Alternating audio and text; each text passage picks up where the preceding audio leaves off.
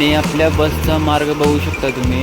रत्नागिरी, नाणीज, साखरपा, कोल्हापूर, सांगली, मिरज, सांगोला, पंढरपूर, सोलापूर आणि अक्कलकोट असा काही आपल्या बसचा मार्ग आहे. नमस्कार मंडळी, स्वागत आहे तुमचं माझ्या एका नवीन प्रवासाच्या व्हिडिओमध्ये. तर आता मी आलो आहे रत्नागिरी बसस्थानक येथे आणि आज आपण प्रवास करणार आहोत पंढरपूरला जाण्यासाठी. हा प्रवास तुम्हाला या व्हिडिओमध्ये पाहायला मिळणार आहे, तर व्हिडिओ शेवटपर्यंत नक्की बघा. सर्वप्रथम तुम्हाला मी रत्नागिरीचं बसस्थानक दाखवतो कसं आहे ते. तर हे आहे रत्नागिरीचं शहरी बसस्थानक आणि ह्याच्या पलीकडे आहे ग्रामीण बसस्थानक. ज्या बसेस शहरात जातात, रत्नागिरी शहरात, त्या बसेस इकडे लागतात. आणि आता तुम्हाला रत्नागिरीचं ग्रामीण बसस्थानक दाखवतो. तर हे आहे रत्नागिरीचं ग्रामीण बसस्थानक.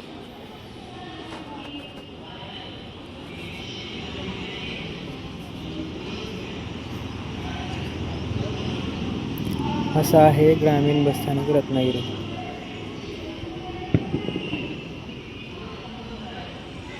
तर काल मी अक्कलकोटमधून रत्नागिरीला आलो आणि अक्कलकोटमधूनच मी व्हिडिओ करणार होतो, पण गर्दी एवढी होती. सुरुवात केलेली व्हिडिओला, पण गर्दी एवढी होती की नाही, उभं राहायला सुद्धा जागा नव्हती. त्याच्यामुळे तो व्लॉग आपण बनवला नाही. तुम्हाला दाखवतो गर्दी किती होती बघा.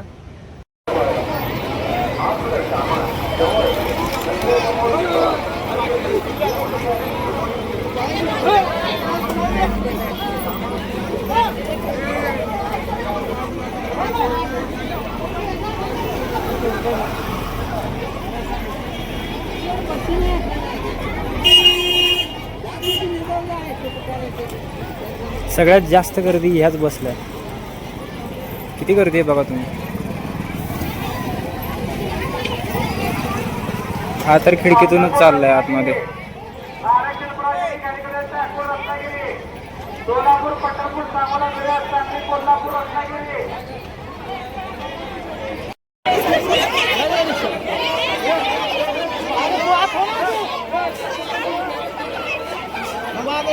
तर एवढी गर्दी होती त्या बसमध्ये, त्याच्यामुळं मला नाही वाटत की तो व्लॉग होईल असं, त्यामुळं मी केलंच नाही. आता आलो आहे रत्नागिरीमध्ये. आपल्या लालपरीबद्दल जर सांगायचं झालं तर आपल्या एस टीची पहिली फेरी ही पुणे ते अहिल्यानगर या मार्गावरती झाली.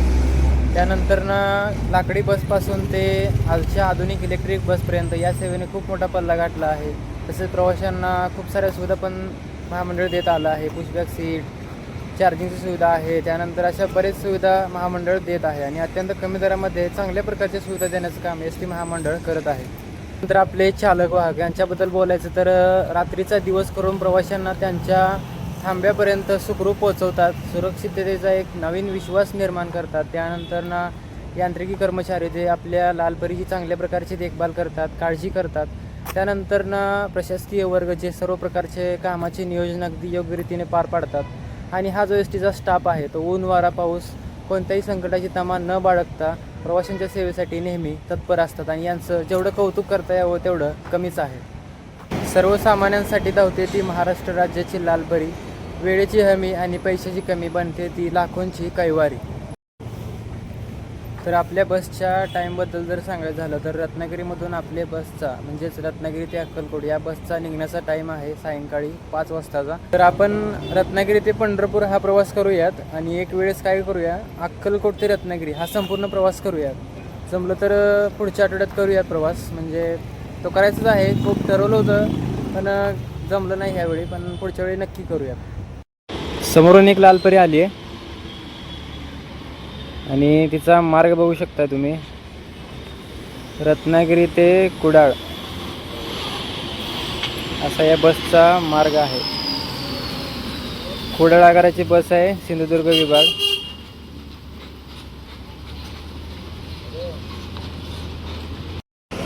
पाठीमागे अजून एक लालपरी आली आहे, तिचा मार्ग बघू शकता तुम्ही. रत्नागिरी ते देवगड कुणकेश्वर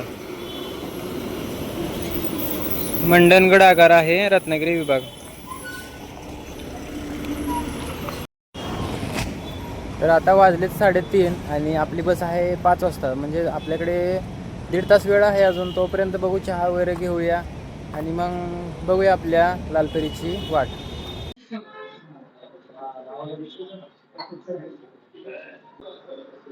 या चहा प्यायला. तर इथे दिलंय बघा महाराष्ट्र राज्य परिवहन महामंडळ मोफत पास. तर पुण्यश्लोक अहिल्याबाई होळकर मोफत प्रवास एस टी पास योजना राबवण्यात आलेली आहे, ज्यामध्ये 5वी ते 12वीपर्यंतच्या विद्यालयात येण्या जाण्यासाठी एस टीचा मोफत पास दिला जातो. एस टीच्या मोफत पासाचा सर्व विद्यार्थ्यांनी लाभ घ्यावा.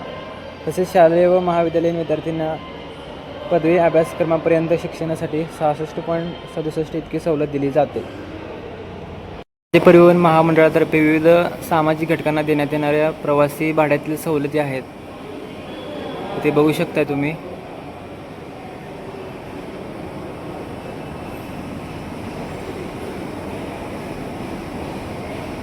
तर 4:50 झालेली आहेत आणि आपली बस आहे 5 वाजता, म्हणजे फक्त 10 मिनिटं मिळेल आपली बस येण्यासाठी. तर बघू अजून किती वेळ आपली बस येण्यासाठी. रत्नागिरी कोल्हापूर एक आली आहे शिवशाही. तर फायनली आपली बस आलेली आहे रत्नागिरी बस स्थानकामध्ये.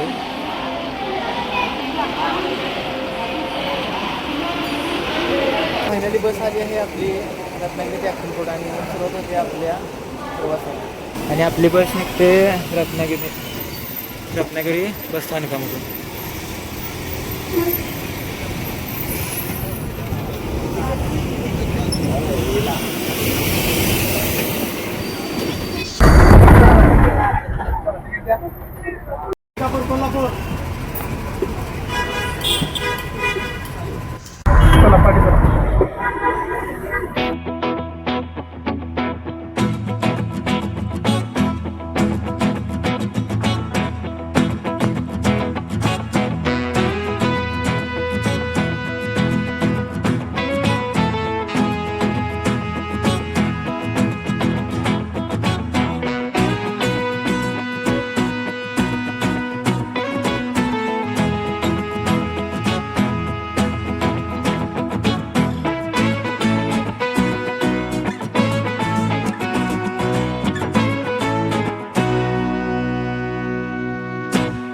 तर आता आपण आलो आहोत पाली बस स्थानकामध्ये आणि टाइम झाला आहे 7:20.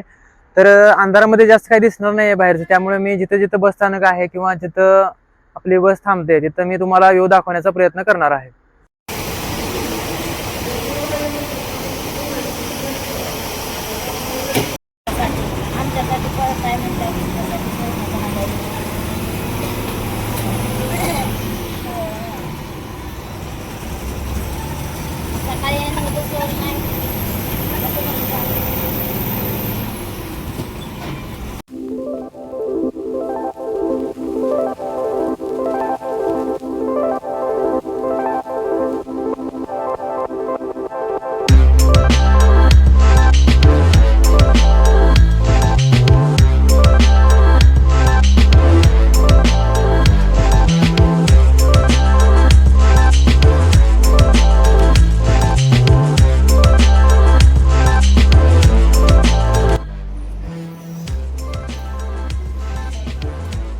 तर आता आलो आहोत आपण मलकापूरमध्ये, जे कोल्हापूर डिव्हिजनमध्ये येतं. तर बस थांबली आहे जेवणासाठी. बघू काय मिळतं जेवणासाठी. काहीतरी खाऊया नाही तर मग चहा घेऊया.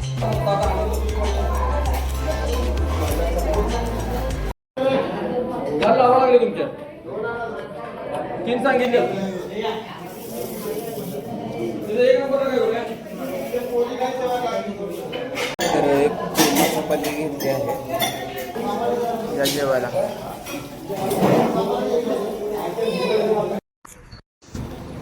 तर जेवण झालेलं आहे, म्हणजे एक कुर्मा चपाती घेतलेली 70 रुपये झालं त्याचं, आणि एक चहा मागवलेला पण तेवढ्यात उशीर झाला त्याच्यामुळे ते चहा कॅन्सल केला.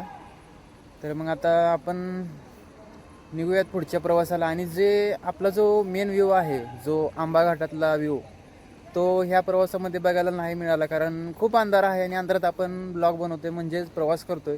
आपण एक दिवसाचा प्रवास करणार आहोत अक्कलकोट ते रत्नागिरी, आणि त्या ब्लॉगमध्ये आपण संपूर्ण निसर्गरम्य ते दृश्य आहे, आंबाघाट म्हणा किंवा अजून बाकीचं जे काय असेल ते दाखवणार आहोत. हे बघू शकता तुम्ही आपलं मलकापूर, येळाणे आगार. आणि टाईम सांगायचा राहिला तुम्हाला, आपली बस इथे पोहोचली आहे 9:30 वाजता, कारण आपण निघतानाच लेट निघालो आहोत 1-1.5 तास, त्याच्यामुळं उशीर झाला याला.